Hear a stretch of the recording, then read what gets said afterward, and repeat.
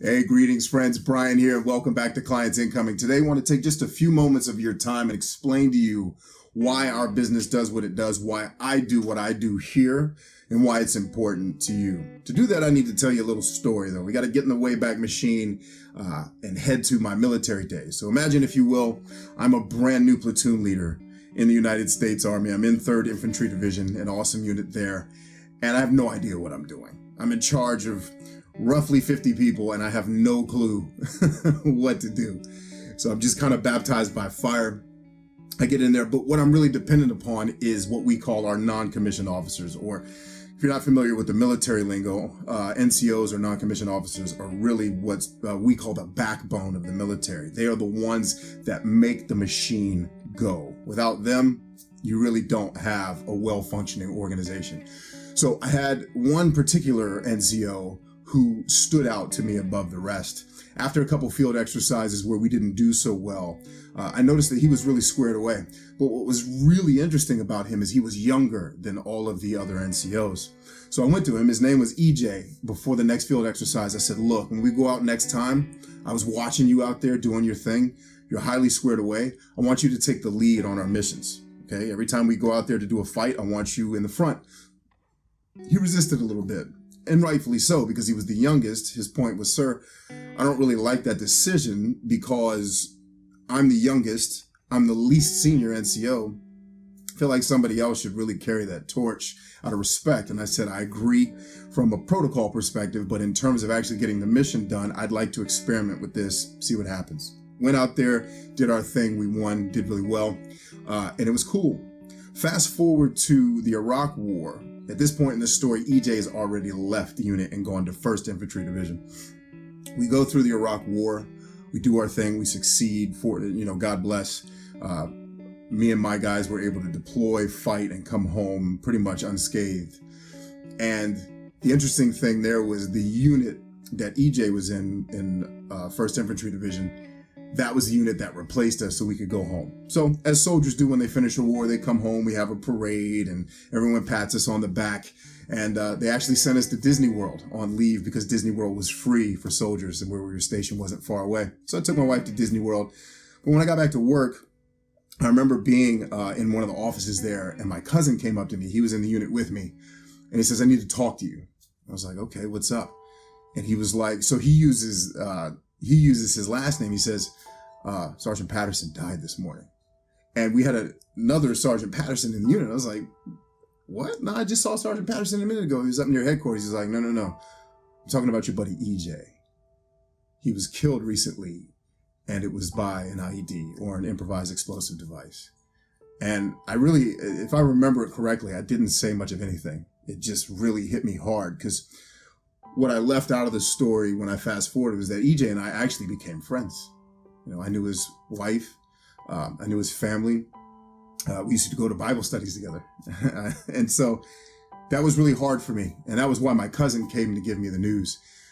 Fast forward to a little bit more modern life. And I just remember I was going through the motions. I had always wanted to give back to my community, my people, to make a difference in the world. But after the war, after some experiences as a professional and just kind of losing my way, I'd lost sight of that. And I was battling with the normal things folks do when they go through a combat experience, with depression and a little bit of lack of motivation. So I went and I found a mentor and just asked him to help me out a little bit. I was like, I need help getting back on track. And he said one very powerful thing to me that I want to share with you here today. And that was, you told me about your friend EJ and the stories you tell me about war and dealing with this lack of motivation, and you want to help people, but you just feel like you're not making the difference you want to make, so you're somewhat on the sidelines. He was like, what would EJ say to you today if he saw the way that you were living? And that hit me like a ton of bricks. And in the back of my mind, I thought, what if at the end of this life I had to meet EJ face to face, and he asked me, what did you do with your life after I left, after I passed? And then I started to think, this can't be the end of my story. I had all these dreams, and I shared them with EJ about being able to change the world by helping people that do good for other people and helping people directly. And I wasn't doing that. I had a really great career, but it was in an area that I really didn't necessarily belong. And I didn't want that to be my legacy. So I got to work right away. I started my business. Slowly but surely, I grew it over the years, and it's evolved quite a bit to what you see today. But the point is, what my mentor shared with me that day helped me understand that I hadn't lost sight of what I wanted to do. I had just lost my way. And that if I could just focus on something bigger than myself, which was, if one day I have to answer to EJ about what I did with my life and how close to the dream that he and I shared, we both were very similar. Did you do it? Did you win? And if I got to him and said, no, I wouldn't be able to live with that, because see, EJ didn't get to come home to his wife and kids like I did. I couldn't face him and say that. So I dedicated my life right there that day to, in any way possible, if I can make life better for someone else, I'll do that. And as it relates to the business here with Clients Incoming, that is my pledge to you. It's my mission on this earth to make lives better.